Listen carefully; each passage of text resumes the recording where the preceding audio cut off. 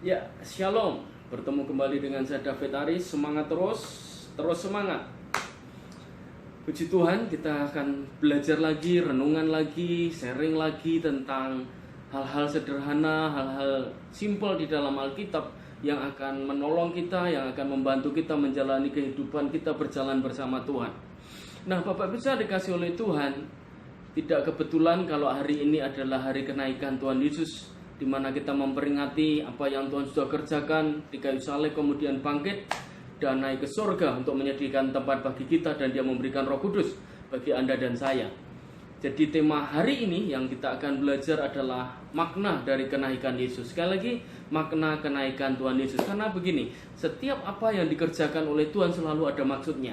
Apapun yang Tuhan lakukan di dalam hidup kita pasti ada maksud dan rencana.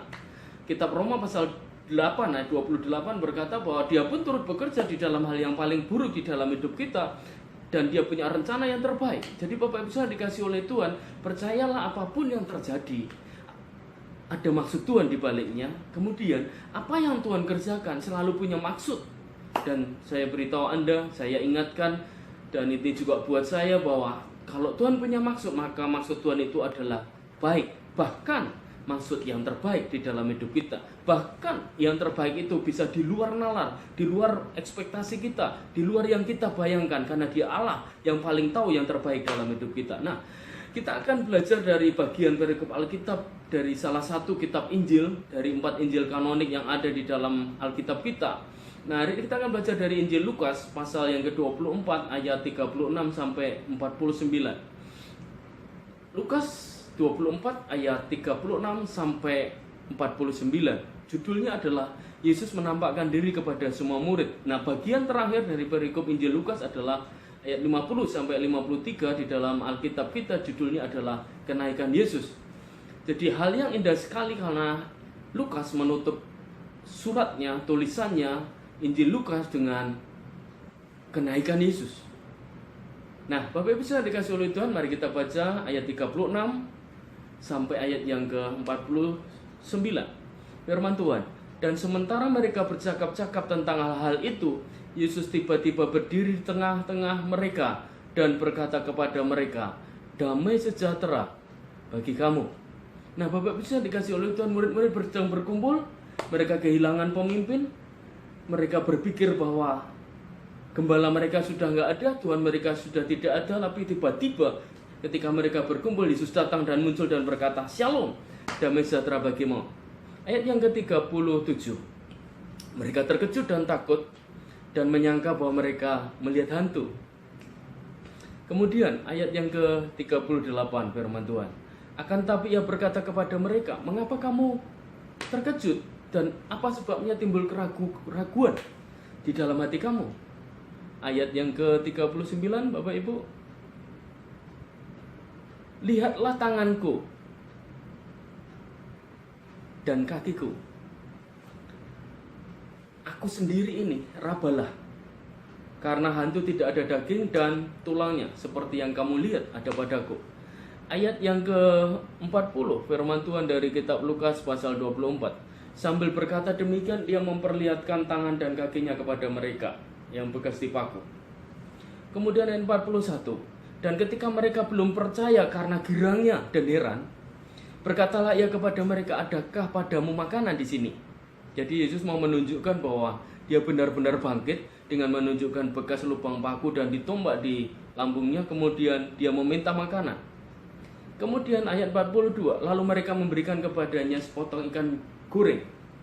Kemudian Ia mengambilnya dan memakannya di depan mata mereka. Lalu ayat yang ke-44 Bapak Ibu. Ia berkata kepada mereka, "Inilah perkataanku yang telah kukatakan kepadamu ketika aku masih bersama-sama dengan kamu, yakni bahwa harus digenapi apa yang ada tertulis tentang aku di kitab Taurat, Musa, dan kitab Nabi-Nabi dan Mazmur." Kemudian ayat yang ke-45. Lalu Ia membuka pikiran mereka sehingga mereka mengerti kitab suci. Katanya kepada mereka, ada tertulis, Mesias harus menderita dan bangkit dari antara orang mati pada hari ketiga. Yesus membuktikannya.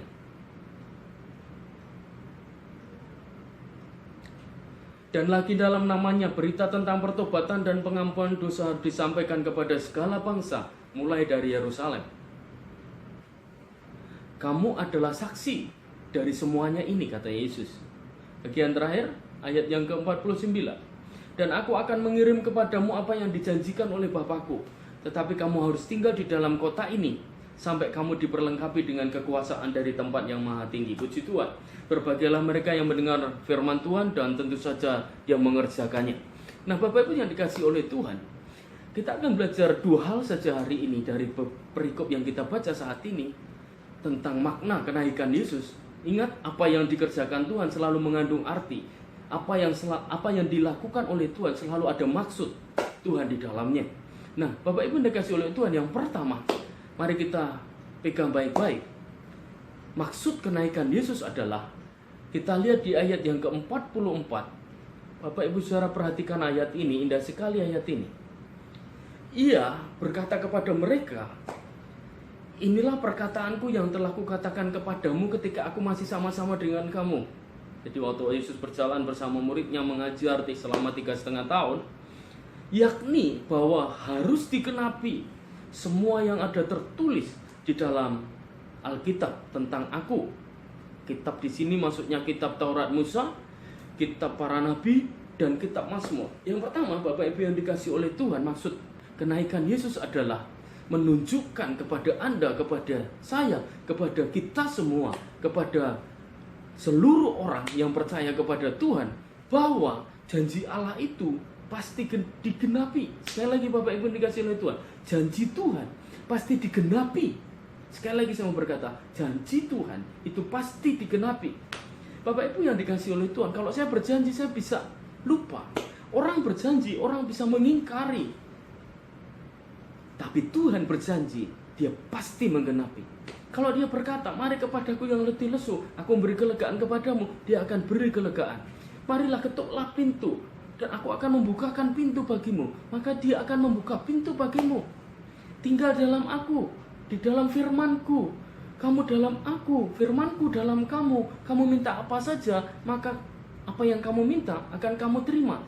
Itu akan digenapi. Bapak Ibu, makna kenaikan Yesus yang pertama seperti dia katakan bahwa dia bangkit, dia naik ke surga untuk menggenapi firman yang tertulis di kitab Taurat, tertulis di kitab para nabi, dan di dalam kitab Mazmur.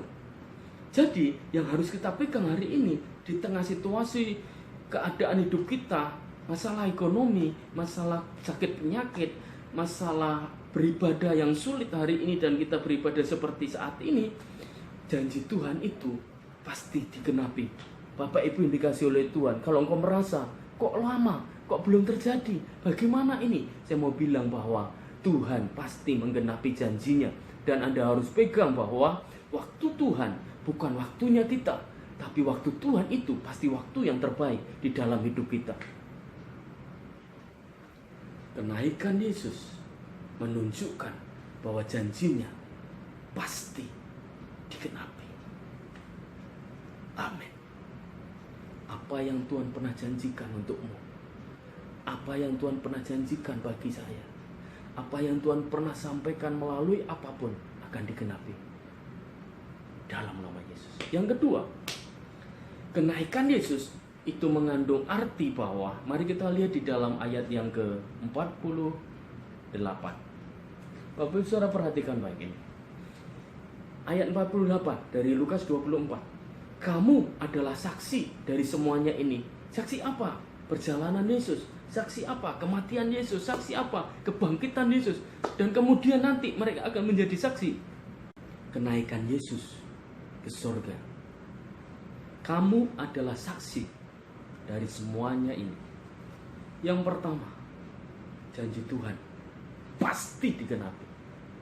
Yang kedua, kenaikan Yesus menunjukkan bahwa pekerjaan Tuhan tidak pernah akan berhenti meskipun Yesus naik ke surga.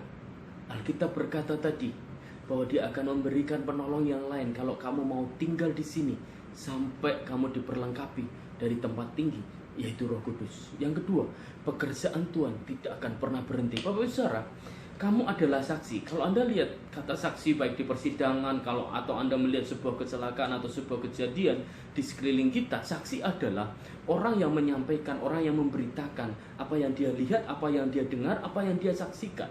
Nah, Yesus berkata kepada murid-muridnya, kamu adalah saksi. Artinya murid-muridnya itu akan menceritakan apa yang mereka lihat, mereka akan menceritakan apa yang mereka dengar, mereka akan menceritakan apa yang mereka saksikan kepada orang lain. Dan Alkitab berkata, kamu akan menjadi saksiku dari Yerusalem ini. Di kitab Matius 28 sampai Yudea, Samaria, dan ujung bumi. Dengan pertolongan Roh Kudus tentu saja kita menjadi saksi. Bapak Ibu, pekerjaan Tuhan tidak akan pernah berhenti. Dia sudah berjanji, kalau janjinya dalam hidup kita ini belum digenapi, dia akan terus mengerjakannya. Dia nggak akan pernah berhenti sampai janjinya itu digenapkan di dalam hidupmu. Yang percaya katakan amin. Yang percaya katakan amin.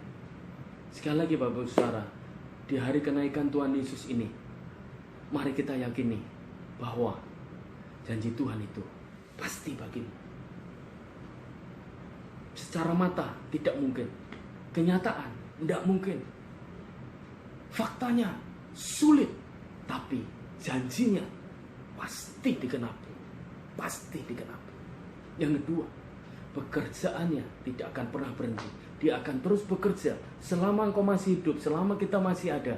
Dia akan terus bekerja melalui Anda, melalui saya, karena Anda dan saya adalah saksi Kristus. Mari di hari-hari ini, di tengah situasi yang sepertinya tidak mungkin, gereja Tuhan, anak-anak Tuhan, umat Tuhan yang dikasihi oleh Tuhan, jadilah saksi Kristus. Jadilah alat Tuhan untuk menceritakan apa yang Anda alami, apa yang Anda dengar, apa yang Anda saksikan. Pekerjaan Tuhan, lawatan Tuhan yang pernah kau alami, yang saya pernah alami. Puji Tuhan. Bapak saya dikasihi oleh Tuhan. Renungan singkat dan sederhana ini, saya berdoa bisa memberkati Anda.